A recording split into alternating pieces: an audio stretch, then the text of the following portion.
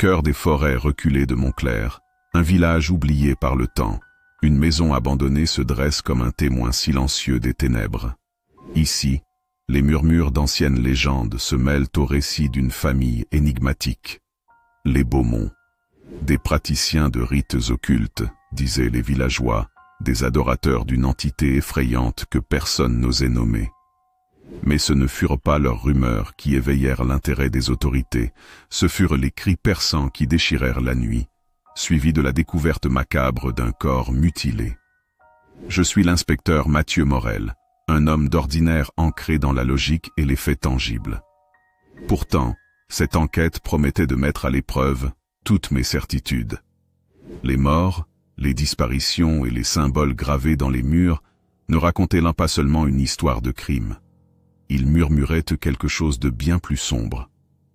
Quelque chose de tapis dans les ombres. Cette affaire allait me pousser à affronter l'inexplicable, à explorer les profondeurs de la folie et du surnaturel. Chaque pas vers la vérité dévoilerait un passé sinistre, où les frontières entre la réalité et l'horreur se brouillaient. Ce n'était pas qu'une enquête. C'était un plongeon dans un abîme dont je n'étais pas certain de revenir indemne. Et tout commença là, dans cette maison maudite, où le mal semblait attendre patiemment que quelqu'un ose frapper à sa porte. L'air était lourd ce soir-là, et mon téléphone portable vibrait comme un avertissement sinistre. Une simple alerte me prévenait qu'un meurtre avait été signalé dans un petit village reculé, Montclair, à quelques heures de route. Ce n'était pas ma première enquête sur une scène macabre, mais celle-ci avait une aura différente, une odeur de mystère presque surnaturelle. Le chef de la police locale, un homme nerveux nommé Duval, avait insisté pour que je prenne en charge l'affaire. En chemin, je relisais ses notes rapidement transmises. Un massacre dans une maison abandonnée, des traces de rituels occultes et une famille entière portée disparue depuis plusieurs jours. Ce n'était pas le genre de cas qu'on traitait tous les jours, même dans mon métier. Quand j'arrivais enfin, le village entier semblait s'être figé dans le temps. Les lampadaires vacillaient comme dans un mauvais film d'horreur, et la brise portait une odeur indéfinissable, mélange de terre humide et de cendres. La maison où le drame avait eu lieu était nichée au bout d'un chemin sinueux, entourée d'arbres imposants et menaçants. On aurait dit qu'elle attendait là, tapie dans l'ombre, pour avaler quiconque oserait s'en approcher. Les lieux étaient déjà bouclés par la police locale, mais l'atmosphère restait oppressante. L'agent Duval m'accueillit avec un sourire crispé. « Inspecteur Morel, je suis content que vous soyez là. Nous avons besoin d'un regard extérieur. » Il hésitait, son regard évitant le mien. J'avais déjà vu ce genre de nervosité, un mélange de peur et de désespoir. « Qu'est-ce qui se passe, Duval? Racontez-moi tout. » Les voisins ont signalé des cris en pleine nuit, et, quand nous sommes arrivés, il y avait ces... Il avala difficilement sa salive avant de continuer.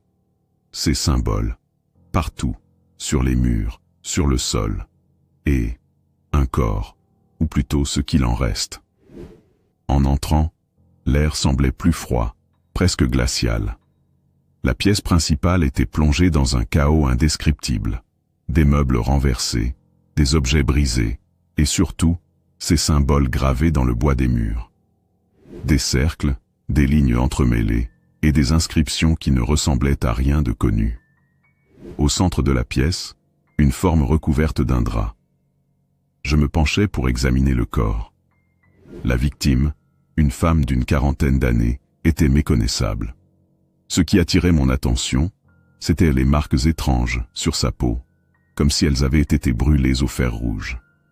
Autour d'elle, des bougies éteintes et des objets rituels.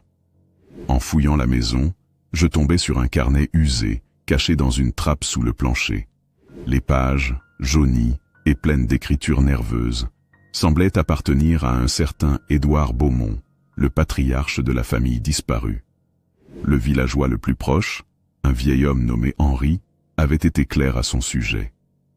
Les Beaumont, une famille étrange, monsieur, toujours renfermée, toujours murmurant des choses.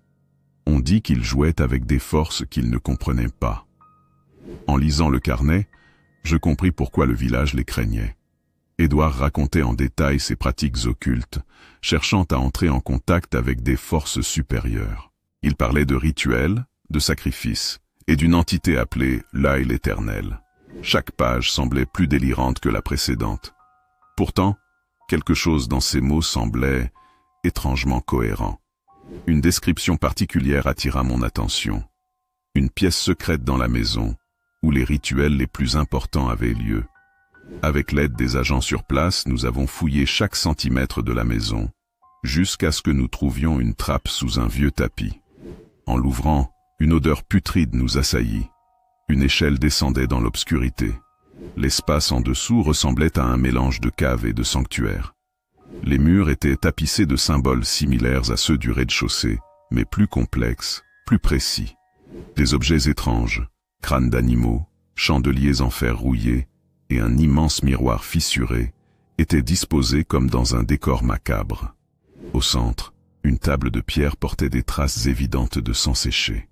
Une lumière vacillante venait d'un chandelier encore allumé, comme si quelqu'un venait tout juste de partir. C'est là que je trouvais la première vraie piste, une photo de famille. Édouard, sa femme Marguerite et leurs 2 enfants, Louise et Arthur, posèrent devant cette même maison. Ce qui me frappa, c'était leur regard. Ils semblaient me fixer sur quelque chose hors champ, quelque chose que l'appareil n'avait pas capturé. Alors que nous poursuivions l'enquête, un des agents fit une découverte. Des traces de pas dans la forêt derrière la maison. Les empreintes étaient fraîches, comme si quelqu'un avait quitté la maison en courant récemment. Suivant la piste, nous tombâmes sur une clairière où une étrange construction se dressait. Une arche en pierre couverte des mêmes inscriptions ésotériques. Au sol, un cercle de sel et de cendres formait une barrière autour d'une autre forme humaine, ou du moins ce qu'il en restait. Alors que je m'accroupissais pour examiner la scène, une voix grave et brisée retentit derrière moi. « Vous n'auriez pas dû venir ici. » Je me retournai brusquement, mais il n'y avait personne. Le lendemain matin, après une nuit agitée où chaque bruit me semblait suspect, je repris l'enquête. Montclair, pourtant petit et reculé, avait quelque chose de suffocant. Les habitants, encore sous le choc de la découverte macabre, restaient cloîtrés chez eux. Les rideaux tirés, les portes verrouillées et les murmures s'étouffaient dès que j'approchais. Je passai d'abord au café du village, un lieu modeste qui semblait être le cœur battant de Montclair. L'ambiance y était glaciale. À mon entrée, les regards se tournèrent vers moi, et les conversations s'arrêtèrent. Parmi eux, un vieillard à la barbe blanche fumait une pipe. « Vous êtes l'inspecteur de la ville, n'est-ce pas ?» demanda-t-il d'une voix rauque. Je hochai la tête. « C'est inutile. »« Qu'est-ce qui est inutile, monsieur ?»« Votre enquête. » Il me fixa de ses yeux troubles. « Ce qui hante cette maison n'a rien de commun.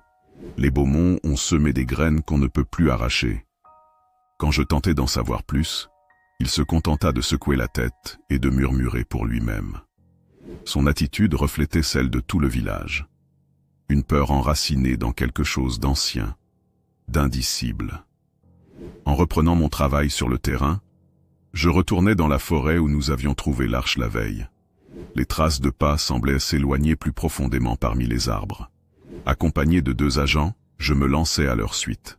L'atmosphère s'alourdissait à mesure que nous progressions, comme si la forêt elle-même nous rejetait. Nous finîmes par arriver à une petite clairière où se trouvait un vieil autel de pierre couvert de mousse. Des objets rituels y étaient éparpillés, des crânes d'animaux, des bougies fondues, et au centre, une étrange amulette. En l'examinant de plus près, je remarquai qu'elle portait les mêmes symboles que ceux gravés dans la maison des Beaumont. L'amulette semblait vibrer dans ma main, une sensation presque imperceptible, mais bien réelle. Mes collègues, eux, refusaient même de s'en approcher. « Inspecteur, il faudrait peut-être la laisser ici », me suggéra l'un d'eux. Mais quelque chose me poussait à la garder. Elle semblait être une clé, un indice crucial pour comprendre ce que les Beaumont avaient invoqué. Ce soir-là, dans la chambre d'hôte que j'occupais dans le village, je me réveillais en sursaut, trempé de sueur. Dans mon rêve, j'avais vu la maison des Beaumont, mais elle n'était pas telle que je l'avais trouvée. Elle était pleine de vie, éclairé par des bougies vacillantes, et une étrange mélodie s'en échappait. Des voix, indistinctes mais pressantes, chuchotaient à mon nom. Quand je me levais, l'amulette que j'avais trouvée semblait briller faiblement dans l'obscurité de la pièce. Une lumière froide, presque éthérée, pulsait comme un cœur battant. Je tentais de rationaliser, peut-être un effet de fatigue ou de stress. Pourtant, une partie de moi savait que cette chose était spéciale. Elle était connectée à tout ce qui se passait. Le lendemain, alors que je retournais sur les lieux du crime, un agent m'intercepta en courant. « Inspecteur, vous devez venir au poste immédiatement. Une femme vient de se présenter. Elle dit qu'elle faisait partie de la famille Beaumont. » Cette déclaration me laissa sans voix. Une survivante? Cela semblait impossible. En arrivant au poste, je découvris une jeune femme dans un état pitoyable. Elle était maigre, sale, et ses mains tremblaient. Elle se présenta comme Louise Beaumont, la fille aînée d'Édouard. Ses cheveux blonds étaient emmêlés, et son regard fuyait sans cesse, comme si elle craignait qu'une ombre ne surgisse de nulle part. « Vous êtes vraiment Louise Beaumont ?» demandai-je avec prudence. Elle acquiesça. « Ils sont tous morts, père, mère, Arthur. » Sa voix se brisa, et elle éclata en sanglots. Quand elle se calma, elle me raconta une histoire qui me glaça le sang. Son père, Édouard, s'était plongé dans l'étude des textes occultes après la mort de sa sœur. Obsédé par l'idée de ramener les morts à la vie, il avait commencé à pratiquer des rituels. Mais quelque chose avait mal tourné. Une entité, qu'elle appelait simplement lui, avait répondu à l'appel.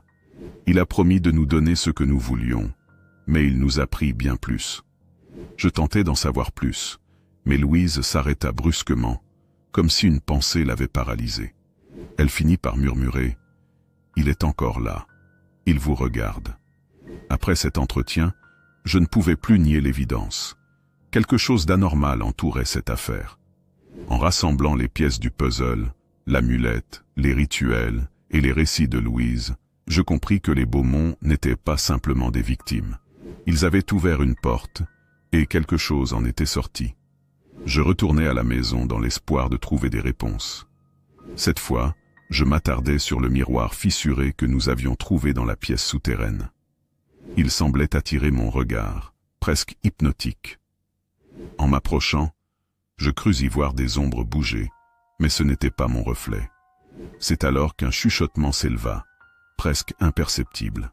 « Tu ne devrais pas être ici, Mathieu. » Je me retournai brusquement, mais il n'y avait personne.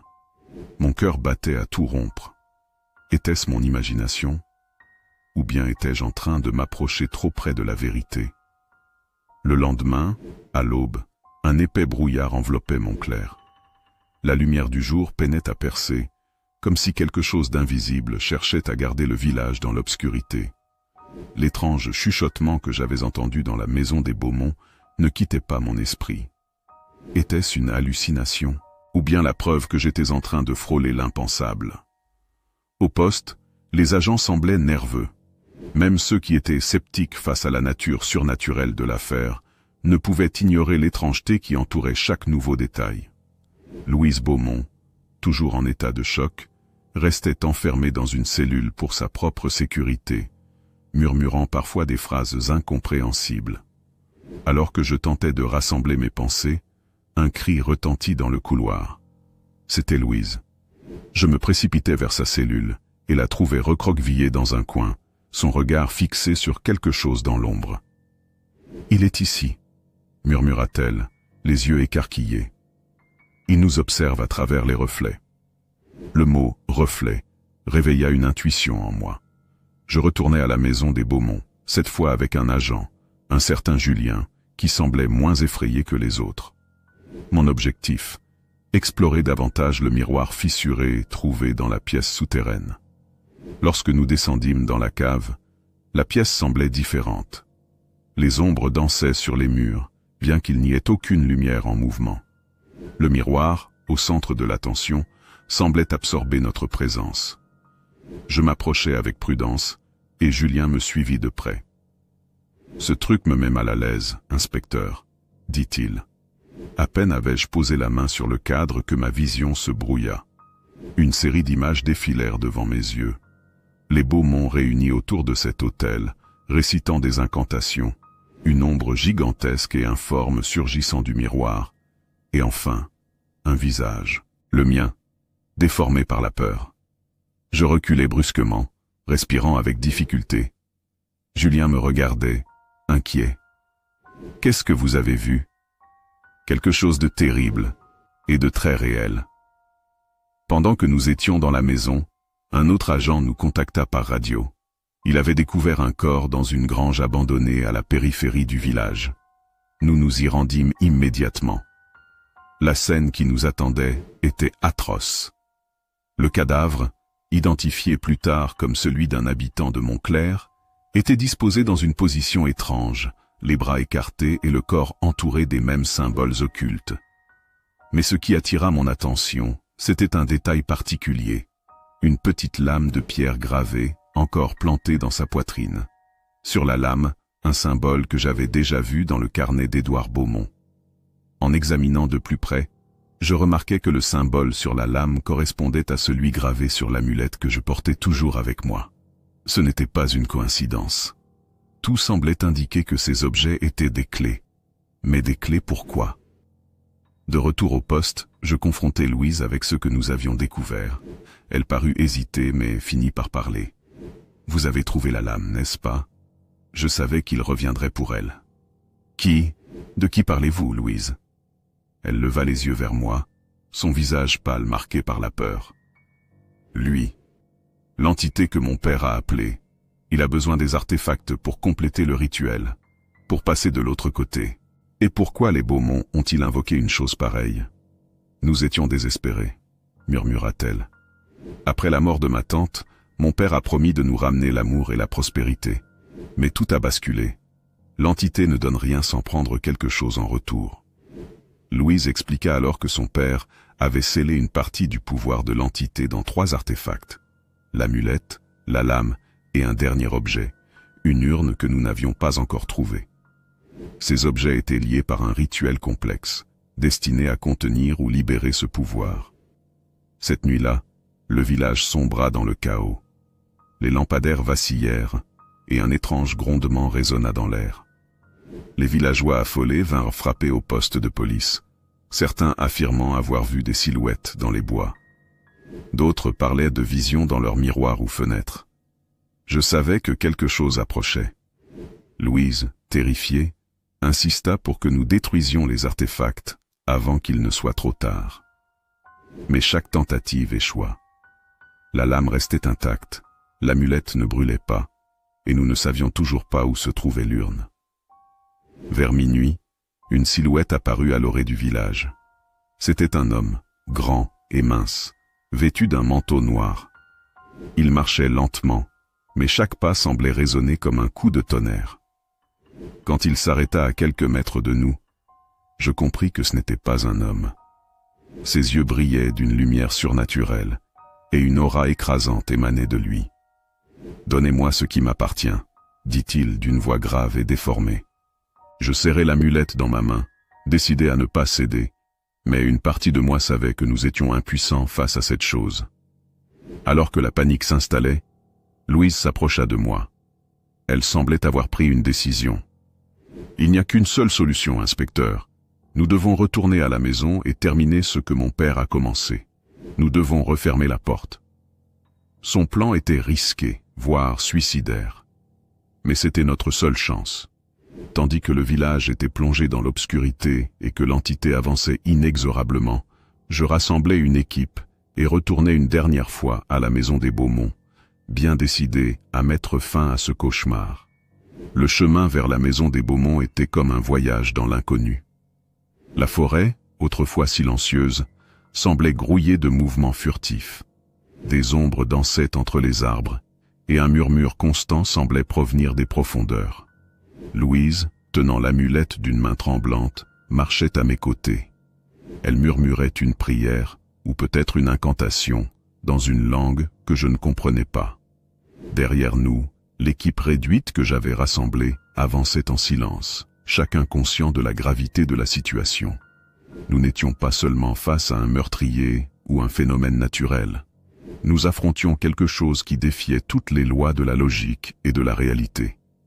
En arrivant devant la maison, nous constatâmes qu'elle semblait différente. Les murs semblaient respirer, les fenêtres, obscurcies par une étrange condensation, paraissaient nous observer. Un grondement sourd, presque imperceptible, émanait de la structure. « C'est ici que tout va se jouer », murmura Louise, « et je ne suis pas sûr que nous en sortirons vivants. » Nous descendîmes dans la pièce souterraine, là où tout avait commencé. Le miroir fissuré trônait toujours au centre, mais il semblait plus vivant que jamais. Sa surface miroitante ondulait, et des silhouettes indistinctes semblaient s'y mouvoir. Louise s'approcha de la table de pierre et, après un moment d'hésitation, commença à disposer les artefacts. L'amulette, la lame, et enfin, une urne. Elle l'avait cachée dans la forêt, espérant que cela suffirait à contenir le mal. Mais maintenant, elle devait l'utiliser. Ces objets forment une trinité de pouvoir, expliqua-t-elle. Ils sont les clés pour sceller la porte ou l'ouvrir à jamais. Alors qu'elle plaçait l'urne au centre, un frisson glacé parcourut la pièce. Le miroir sembla réagir, sa surface devenant plus lumineuse, plus agitée. Une voix s'éleva, profonde et déformée, résonnant dans nos esprits. « Vous ne pouvez pas m'arrêter. Vous ne faites que retarder l'inévitable. » Soudain, les lumières vacillèrent, et la température chuta brutalement. La pièce fut envahie par une obscurité surnaturelle, et la silhouette que nous avions vue au village apparut, émergeant du miroir. Cette fois, elle était plus claire, plus menaçante. Ses yeux brillaient, comme des braises, et sa voix faisait trembler les murs. « Vous m'avez appelé ici. Maintenant, vous devez payer le prix. » Une force invisible projeta plusieurs membres de l'équipe contre les murs. Louise cria, récitant frénétiquement les mots d'un ancien rituel qu'elle avait appris de son père. Mais l'entité semblait s'approcher inexorablement, indifférente à ses incantations. Je saisis la lame de pierre, sentant une étrange chaleur émaner d'elle. Elle semblait vibrer, comme si elle attendait que je l'utilise. Louise me cria « Plante-la dans l'autel maintenant. C'est le seul moyen de refermer la porte. » Je courus vers la table de pierre, mais l'entité me bloqua. Une force écrasante s'abattit sur moi, m'immobilisant. Des visions horribles envahirent dans mon esprit. Des flammes, des visages hurlants et une obscurité infinie. Mais au fond de moi, je sentais une lueur d'espoir, une résistance. Je me concentrai, luttant contre la peur, et parvins à avancer d'un pas. Avec un cri de défi, je plantai la lame dans l'autel. Une explosion de lumière jaillit, aveuglante, et un hurlement déchirant emplit l'air. L'entité se tordit, comme aspirée par le miroir, qui commença à se fissurer davantage. Alors que l'entité disparaissait dans un dernier cri, le miroir se brisa en 1000 morceaux. La pièce fut plongée dans un silence assourdissant. Louise s'effondra au sol, épuisée, tandis que je m'agenouillais, reprenant mon souffle. Les artefacts étaient détruits, et le grondement qui résonnait dans la maison cessa. Tout semblait terminé. Cependant, une inquiétude persistait. Louise me regarda avec des larmes dans les yeux. Nous avons refermé la porte, mais je ne sais pas pour combien de temps. L'entité n'est jamais vraiment partie. Un grondement sourd, presque imperceptible, émanait de la structure. « C'est ici que tout va se jouer », murmura Louise, « et je ne suis pas sûr que nous en sortirons vivants. » Nous descendîmes dans la pièce souterraine, là où tout avait commencé. Le miroir fissuré trônait toujours au centre, mais il semblait plus vivant que jamais. Sa surface miroitante ondulait, et des silhouettes indistinctes semblaient s'y mouvoir. Louise s'approcha de la table de pierre et, après un moment d'hésitation, commença à disposer les artefacts, l'amulette, la lame, et enfin, une urne. Elle l'avait cachée dans la forêt, espérant que cela suffirait à contenir le mal. Mais maintenant, elle devait l'utiliser. Ces objets forment une trinité de pouvoir, expliqua-t-elle. Ils sont les clés pour sceller la porte, ou l'ouvrir à jamais. Alors qu'elle plaçait l'urne au centre, un frisson glacé parcourut la pièce. Le miroir sembla réagir, sa surface devenant plus lumineuse, plus agitée. Une voix s'éleva, profonde et déformée, résonnant dans nos esprits. « Vous ne pouvez pas m'arrêter, vous ne faites que retarder l'inévitable. » Soudain, les lumières vacillèrent et la température chuta brutalement. La pièce fut envahie par une obscurité surnaturelle, et la silhouette que nous avions vue au village apparut, émergeant du miroir. Cette fois, elle était plus claire, plus menaçante.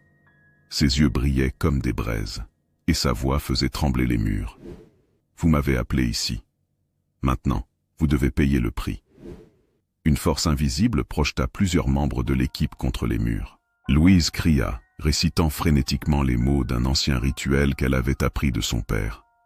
Mais l'entité semblait s'approcher inexorablement, indifférente à ses incantations. Je saisis la lame de pierre, sentant une étrange chaleur émaner d'elle. Elle semblait vibrer, comme si elle attendait que je l'utilise. Louise me cria. « Plante-la dans l'autel maintenant, c'est le seul moyen de refermer la porte. » Je courus vers la table de pierre, mais l'entité me bloqua. Une force écrasante s'abattit sur moi, m'immobilisant. Des visions horribles envahirent mon esprit. Des flammes, des visages hurlants et une obscurité infinie. Mais au fond de moi, je sentais une lueur d'espoir, une résistance. Je me concentrai, luttant contre la peur, et parvins à avancer d'un pas. Avec un cri de défi, je plantai la lame dans l'autel. Une explosion de lumière jaillit, aveuglante, et un hurlement déchirant emplit l'air. L'entité se tordit, comme aspirée par le miroir, qui commença à se fissurer davantage. Alors que l'entité disparaissait dans un dernier cri, le miroir se brisa en 1000 morceaux. La pièce fut plongée dans un silence assourdissant. Louise s'effondra au sol, épuisée, tandis que je m'agenouillais, reprenant mon souffle. Les artefacts étaient détruits, et le grondement qui résonnait dans la maison cessa. Tout semblait terminé. Cependant, une inquiétude persistait. Louise me regarda avec des larmes dans les yeux. Nous avons refermé la porte, mais je ne sais pas pour combien de temps. L'entité n'est jamais vraiment partie. Elle attend, quelque part, qu'un autre fou ouvre à nouveau le passage. De retour à Montclair, le village semblait avoir retrouvé son calme. Les habitants, bien que marqués par les événements, commençaient à reprendre leur vie. Mais un poids subsistait dans l'air, une peur latente que tout cela recommence un jour. Louise, incapable de rester dans le village qui avait vu tant d'horreurs, décida de partir. Je la conduisis à la gare, où elle me remercia d'avoir cru en elle. « Vous avez fait tout ce que vous pouviez, inspecteur. Mais certaines choses ne peuvent jamais vraiment être effacées. » De retour dans ma ville, je tentais de reprendre une vie normale, mais les événements de Montclair me hantaient. Chaque fois que je passais devant un miroir, je ne pouvais m'empêcher de regarder plus attentivement, craignant d'y voir une ombre, un mouvement qui n'aurait pas dû être là. Un soir, alors que je classais les derniers dossiers de l'affaire, une lumière vacillante attira mon attention. L'amulette, que je croyais détruite, était sur mon bureau. Elle brillait faiblement, comme si elle voulait me rappeler que cette histoire n'était peut-être pas complètement terminée. Et dans le reflet de ma fenêtre, je crus voir des yeux rouges, brillants comme des braises, m'observer. Les secrets de la maison maudite avaient été enterrés, mais le mal qu'elle abritait n'était peut-être que temporairement contenu. À Montclair, les ombres continuaient de murmurer, et quelque part, dans les profondeurs de l'invisible, l'entité attendait son heure. La porte était fermée, pour l'instant.